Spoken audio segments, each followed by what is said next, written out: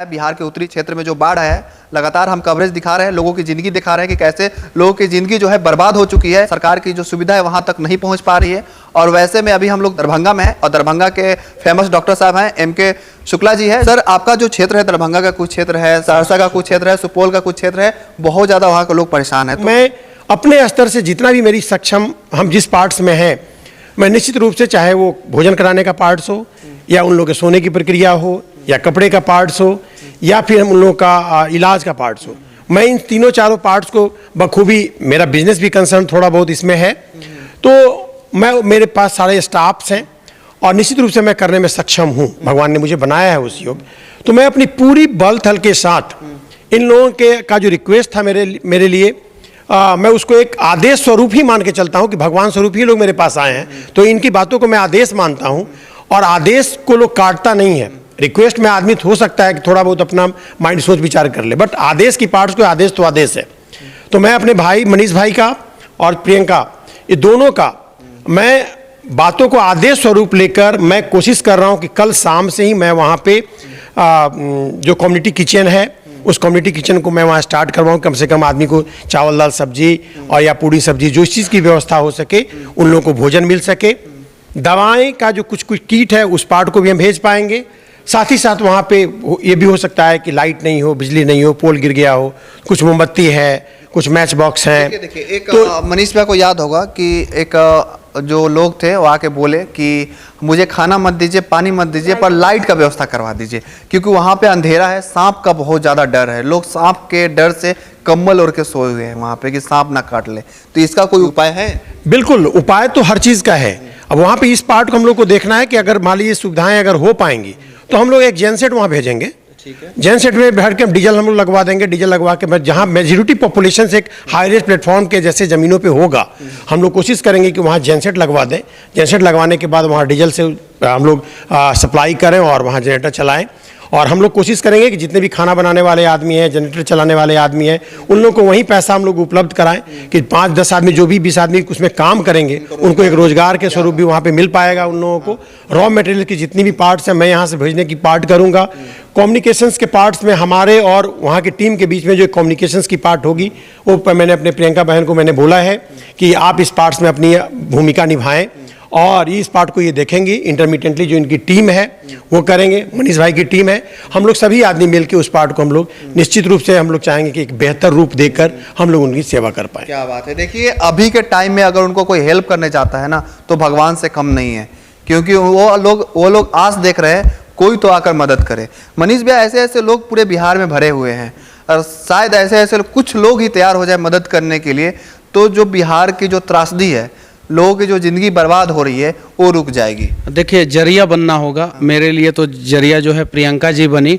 प्रियंका जी ने जो है मुझे जो है भैया से मिलवाया और प्रियंका जी भी रिक्वेस्ट की, मैंने भी रिक्वेस्ट किया और हम लोगों ने रिक्वेस्ट किया, आदेश नहीं दिया। बड़े भाई हैं तो हम लोग रिक्वेस्ट किए और ये रिक्वेस्ट को एक्सेप्ट किया कि नहीं, हमें मदद करना चाहिए। और इन्होंने बोला कि परसों से हम लोग जो है मदद करेंगे, लेकिन अभी आपके वीडियो में इन्होंने बोला कि कल शाम से जो है हम प्रयास करेंगे कि वहाँ पे एक कम्युनिटी किचन चालू हो जाए। और कुछ लोगों ने बोला जनरेटर का व्यवस्था, तो जनरेटर का भी व्यवस्था करने का हम लोग प्रयास करेंगे।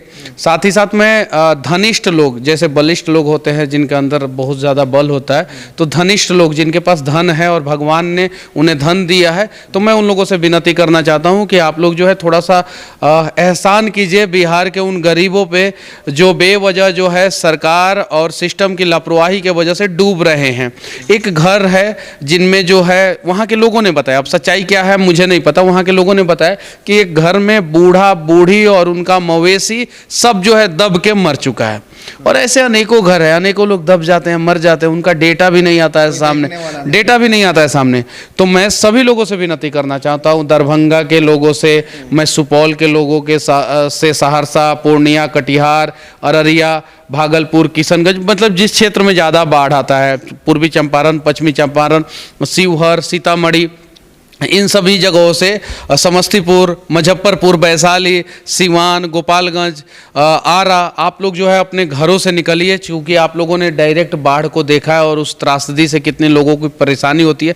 अगर हो सके तो कम से कम एक बैग ही सही, उसमें एक आदमी का एक समय का ही खाना सही आप लेके आइए और वहाँ के लोगों को दीजिए। कम से कम वहाँ के लोगों को जो है एक समय का तो भोजन मिलेगा। उनके पास खाना बनाने का भी कोई व्यवस्था नहीं है, पीने का पानी नहीं है उनके पास। अब बताइए, पीने का पानी नहीं है तो अगर कोई पानी का डिस्ट्रीब्यूटर हो और मेरी बातों को सुन रहा हो तो मैं आपसे बोलना चाहता हूँ कि हो सके तो 10-20 कैन जो है, कार्टून जो है वो पानी पहुंचवा दीजिए। किसी के पास अगर ज़्यादा कैपेबिलिटी है तो एक छोटा सा पिकअप से जो है वहाँ पे पानी पहुंचवा दीजिए, जो आधा लीटर का बोतल आता है पानी पहुंचवा दीजिए। क्योंकि बाढ़ जब आता है ना तो परेशानी सबसे ज़्यादा पानी की हो जाती है, क्योंकि आपका सारा पीने वाला पानी का जो सिस्टम है ना वो सब खत्म हो जाता है। मदद से जो भी पानी निकल रहा है वो भी बाढ़ का ही पानी निकल रहा है। मदद कीजिए लोग। मैं बस इतना ही कहूँगा कि केरल के बाढ़ पे आप लोग आंसू बहाते हैं,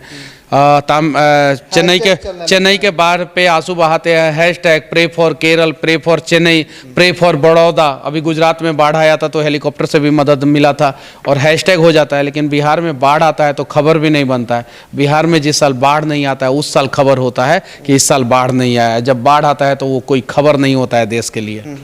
देखिए, अभी मेरे साथ समाज सेवी हैं, प्रियंका झा जी हैं। आपके क्षेत्र में बाढ़ आया है और कहीं ना कहीं जो दिखते हैं लोगों को हो रही है, तो आप अभी किसको सामने आना चाहिए था? आप तो लोगों से हेल्प करवा रही हैं, सरकार की कितनी मदद मिल रही है आपको? बिल्कुल भी नहीं मिल रही है। जैसे कि आपको पता है, आप ग्राउंड पे भी गए हैं, वहाँ पे सरकार की तो बात छोड़ दीजिए, जो पदाधिकारी लोग हैं वो जाते हैं और पानी का लेवल देख के वो सिर्फ अपने आवास में लौट जाते हैं। जबकि वहाँ की स्थिति इतनी बदहाली स्थिति है कि हमारी माँ बहन बेटियाँ असुरक्षित हैं और खुले रोड पे वो लोग रात बिता रही हैं। तो अगर उसके साथ कुछ हो गया, किसी तरह का अनहोनी हो गया, तो उसका जवाबदेही कौन लेगा? हम ये कहते हैं यहाँ के तमाम पदाधिकारी लोगों से कि प्लीज़ आप चूड़ा गुड़ का व्यवस्था ना करें तो चलेगा, लेकिन उनकी सुरक्षा का व्यवस्था पहले करें। क्योंकि हर लोग कहते हैं बेटी बचाओ बेटी पढ़ाओ, लेकिन यहाँ बेटी जब बचेगी, उनकी आबरू बचेगी तभी तो पढ़ेगी। यहाँ हर एक बच्चे का जिंदगी जो है ना वो अंधकारमय में है। क्या उसकी कसूर? बिहार में जन्म लेना क्या उस बच्चे का कसूर है? कसूर बनाने वाला कौन है? ये सरकार, ये सत्ताधीश जो लोग बैठे रहते हैं चेयर पे और उनको दिखता नहीं कि क्या गांव का क्या स्थिति है। तो ये समझना पड़ेगा। और तमाम पदाधिकारी को मैं एक ही चीज़ कहूँगी कि पहले उन लोगों को उस रोड से उठा करके किसी ऐसे जगह पे जगह दीजिए जहाँ पे उन माताएं बहनें की आबरू भी बचे, सम्मान भी बचे और इज्जत भी बचे। क्योंकि वो लोग रोड पे और खुले मतलब आसमान के नीचे सो रहे हैं। तो हमने जब वो स्थिति देखा तो मुझे खुद नहीं रहा गया कि मैं यहाँ पे 1 घंटा भी शायद मैं खड़ी नहीं रह पाऊंगी और ये लोग 24 घंटा यहाँ पे कैसे दिन काट रहे होंगे। आप 5 मिनट अगर आप वहाँ पे रुक जाएंगे ना तो आपको वहाँ पे कीड़ा काट लेगा, तुरंत आपको फुंसी आ जाएगी। अब बताइए, उस जंगल में वो लोग सो रही हैं और ना वहाँ पे लाइट है, ना पानी है, ना कोई खाना का कोई वहाँ पे प्रावधान किया गया है।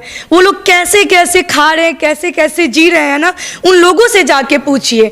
तो बस मैं इतना ही कहूँगी कि जो लोग कहते हैं कि मिथिला के विकास के बिना बिहार का विकास नहीं और बिहार के विकास के बिना देश का विकास नहीं, कहाँ है? और आइए और मिथिला का विकास देखिए। हाँ, मिथिला का विकास यही है कि हर साल बाढ़ आता है और हर साल यहाँ के लोग रोड पे सोती हैं, यहाँ की बेटियों के साथ आबरू लूटी जाती है और यही एक बाढ़ का समय बनता है। तो बस इसका ब्रेकिंग न्यूज ना बनाएं और आ करके जनता को मदद करें। बहुत बड़ा सवाल है कि जवान वहाँ पे जो लड़कियां हैं वो कहाँ जाएंगी, बाथरूम के लिए कहाँ जाएंगी? बहुत सारा सवाल है, सोएंगी कहाँ? उन लोगों का घर जो है डूब गया है। बिल्कुल। मैं बस धन्यवाद देना चाहती हूँ डॉक्टर M.K. शुक्ला भैया को। हमेशा मेरे बड़े भैया की तरह हमेशा मुझे सपोर्ट किए और जब मैं वो चीज़ें देखी हूँ तो मैं आके बताई हूँ कि भैया ऐसा ऐसा सिचुएशन वहाँ का है। वहाँ पे बहुत सारी लड़कियों को मेडिकल नीड भी है जो ज़रूरी है। तो मैं ज़्यादा उस पर और फोकस करूँगी और मैं वहाँ जाके कैंप लगा के भैया के सानिध्य में मैं वहाँ पे हर लोगों को मदद करने का काम करूँगी। देखिए, डॉक्टर साहब ने तो कहीं ना कहीं ठान लिया है कि लोगों को मदद करेंगे। ना जाने कितने लोग देख रहे होंगे आप अभी मिथिला से देख रहे होंगे, बिहार से देख रहे होंगे, देश से देख रहे होंगे। तो आइए यहाँ के लोगों को मदद कीजिए। असली जो है प्रे का जरूरत अभी मिथिला के लोगों के लिए है, क्योंकि बाढ़ के कारण उनका जो जिंदगी है वो बर्बाद हो चुका है, उनका घर जो है डूब चुका है। वीडियो को लेकर क्या सोचते हैं आप लोग कमेंट बॉक्स में जरूर लिखिएगा। इस वीडियो को जरूर शेयर कीजिएगा। आपका बहुत बहुत धन्यवाद। जय हिंद।